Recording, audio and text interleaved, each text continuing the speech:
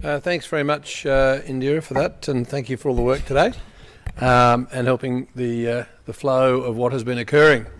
Can I start off? I think Uncle Alan Madden probably did the welcome to country this morning, but I also would just like to acknowledge the Gadigal people of the Eora Nation. They managed this land for 60,000 years on which we're now meeting, so respectfully acknowledge them and also any elders who may be here or who have contributed to some of this great work that we're doing today. Can I say, as the Minister for Family and Community Services, it is a very exciting time to be in this space. What you have been doing today, listening to some of the great thinkers, if you like, on this topic, certainly will help inform, I hope, each and every one of you, but also I'd like to think of you as our crusaders, going back to your NGOs or to your particular districts, fax districts, and making sure that the message is very clear that looking after our children requires us to think in different ways. We've had the benefit of listening to Janie from obviously Texas, and Mick and Michael and others who've been contributing. Trevor, of course, who gave us his views on both the jigsaw aspect but also the personal aspect of what the system used to be like, tended, I think, to provide a very powerful launch as to how we can do it differently today but still pick up some of the significant messages as to how having a sense of family and belonging is so critical.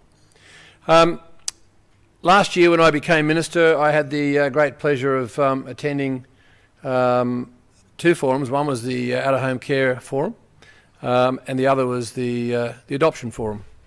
And the messages that I heard, and I hope some of you heard, and I know some of you were actually at those forums, was that young people themselves have some very strong views on what they want. I must say, as Minister, I'm a little frustrated that it takes us seemingly such a long period of time to get through the adoption processes. Now, obviously, the big issue is we start, the children come into out-of-home care. We have 20,000 in New South Wales who are in out-of-home care at any one time. That of itself worries me because I am looking very closely, and I'd ask each of you and across the state as workers to think about whether or not the placement in out-of-home care is always the most positive outcome anyway. In fact, when you hear, as we did at the out-of-home care forum, some young people standing up and saying, I had 13, 14, 15, 16 placements in my time and I didn't like it. It was very problematic. Luckily, each of the young people who came to that forum generally had found someone on that journey, and that's why they were at the forum. They'd found the confidence and the resilience to come to the forum and to speak. But I have to say that concerns me as your Minister, that perhaps we need to have our caseworkers seriously thinking, as we heard earlier, are we really making decisions in the best interests of those children when they're removed? But having said that, obviously there will be many cases, and there are many cases where that is the answer. The comment that Mick made from the Northern region today about the 28 days and looking at the panel, another good idea that we could take back across the whole of New South Wales to make sure that we don't leave children languishing in situations where it really isn't in their best interest. Because when we're working, I've seen many of you working, it is such a tough job. It is such a tough job, and you're working under very difficult circumstances, often difficult to return back to the original question of the removal, often difficult. So I would encourage thinking like that, and perhaps there's other ideas in this room to have a think about, not just Mick and the Northern Region's idea, but how do we go back and look again and look at whether or not restoration is something we should be moving actively on. It frustrates me. I worry that there are children that I'm responsible for as the notional parent that perhaps should be back, and we should be doing more in restoration. Having got to that point though, well, open adoption is certainly something which should be on the agenda. If the child is not capable of being restored, then the last thing I want to see is children going through anything up to, as I said, 13, 14, 15, moving through the system. And on that basis, open adoption is so very different from adoption of past years. I've been in public life for 25 years and I've seen the, up close and personal, I was a Shadow Minister for the Department of Community Services, I've seen the cultural evolution, our thinking on these issues.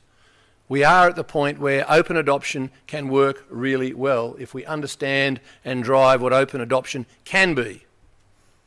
I think you saw, while I was up in the Central Coast this morning, doing the opening of a new combined centre there for education, health and facts working together, I think you saw a tape this morning at some point showing a very powerful moment that occurred in our adoption forum last year. And it almost had me in tears, and I'm sure many others in the room, when a lady called Dina from Henty, down Wagga, who had adopted children of a couple, Josh and Emma, I think it was. And Josh and Emma said basically Dina adopted us as well. When the open adoption system works well, then we are creating new families, and they don't have to be on the traditional models. They can be integrated.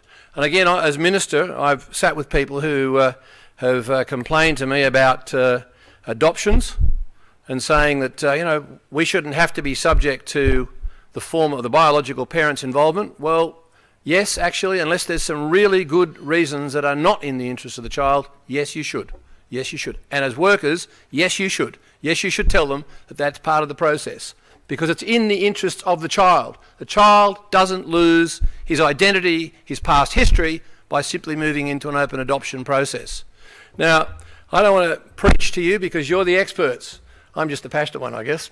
But I am, and I know you're all passionate too, but I want to make sure that we take this message around the state now, through the workshops. I want to thank Dr. Melissa Coultner. Where has she gone? Down here. Melissa, thank you so much. I think your team have done an amazing job putting this together, bringing together world leaders on what is a really formidable challenge for all of us to move from one cultural perspective to a new one, but always keeping in mind it is about what is in the best interest of the children we are in this job to care for. So Melissa, thank you to you. Thank you for the research you're doing. Thank you to Facts, I must say, the agency for which I am Minister, for having the good sense to have, and it wasn't anything to do with me, it's the agency itself, to make sure that we have researchers of the quality of Melissa and her team actually in there, so we're at the cutting edge. Now finally, to say, the stories of good practice are going to be released in terms of adoption sometime in the next few months, hopefully. I would encourage all of you to certainly read it, read what those stories are, read how they can make a difference in your practice, read how you can perhaps think in, or read into those things, how you can change your colleagues' practice. I don't think we've done anywhere near enough yet. I don't mean you, I mean the government. We need to do a lot more. I know I get frustrated when I think of those poor 12 officers around the state in the 15 districts trying to be, if you like, the forward guard of changing our thinking to make sure that workers are thinking about open adoption when they've done the other progressive steps through restoration, through the permanency principles, and then look at adoption. I don't think we've done enough, but you know what? We have done a lot more than we were doing maybe just a few years ago, and this is an incremental process, but I'd like it to be a fairly quick incremental process. So hopefully you'll all come with us on the journey. I'd like you to just put your hands together, thank Melissa, but also thank yourselves for being part of the journey and attending today on that journey. Thank you very much.